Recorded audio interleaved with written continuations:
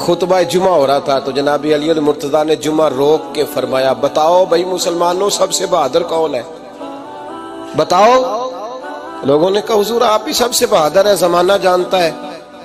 تو جناب علی رو پڑے، فرمانے لگے نہیں میں تمہیں بتاتا ہوں بہادر کون ہے، میں بتاتا ہوں کون ہے۔ میں جب اللہ مجھے توفیق دیتا ہے نا، میں حرم کعبہ جاتا ہوں تو میں جب خانہ کعبہ کے پاس بیٹھتا ہوں نا تو میں یہ والی حدیث یاد کرتا ہوں، یہ روایت میری آنکھوں کے سامنے آتی ہے، اس کو میں اپنے ذہن میں حاشیہ خیال میں لاتا ہوں۔ جناب علی المرتضیٰ فرمانے لگے میں بتاتا ہوں بہادر کون ہے۔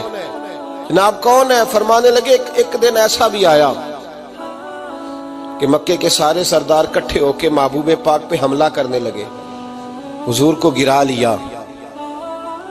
لیا نبی پاک۔ میٹھا ہی کھانا صرف سنت نہیں، پتھر کھانا بھی سنت ہے، صرف حلوہ کھانا سنت نہیں، پتھر کھانا بھی اس سنت کو بھی ادا کرنا۔ کہتے ہیں تھوڑے سے میٹھے چاول بھی کھا لو، کھانے کے ساتھ سنت ہے۔ میں نے کہا بھائی کبھی کبھی پتھر کھانا بھی سنت ہے، اس پر بھی توجہ کریں، اس کا بھی تھوڑا خیال فرمائیں۔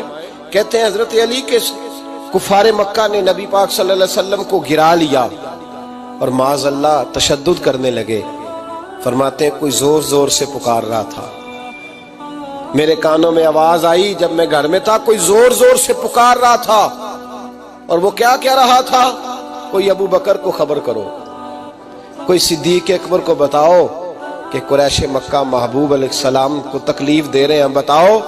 حضرت علی کہتے ہیں جب تک میں باہر نکلا تو میں نے ابو بکر کو دوڑتے ہوئے دیکھا، صدیق اکبر کے پیروں میں جوتا کوئی نہیں، سر پہ ٹوپی کوئی نہیں، تینوں لب دیاں آپ گواچے، سانو اپنی خبر نہیں کوئی۔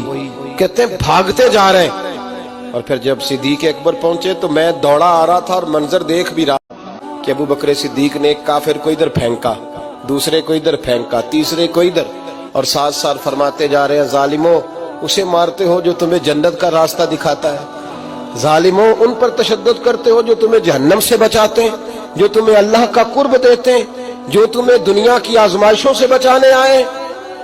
کہتے ہیں جب جناب صدیق اکبر نے دیکھا کہ پیچھے نہیں ہٹ رہے، بڑا مشکل کام نہیں کسی کے حصے کی مار کھانا، دین کا نام لے کے اپنا قد اونچا کرنا بڑا آسان ہے، لیکن 4 اینٹیں اٹھا کے کسی مسجد میں لگانی پڑ جائیں تو لوگوں کی شان میں کمی آتی ہے معاذ اللہ۔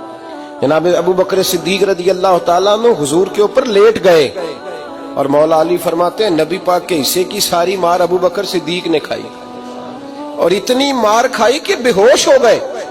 ان کے قبیلے کے لوگ آئے، اٹھایا، اور قبیلے کے ایک شخص نے کہا قریش مکہ یاد رکھنا اگر ابو بکر کو کچھ ہوا تو تمہیں بدلہ دینا پڑے گا۔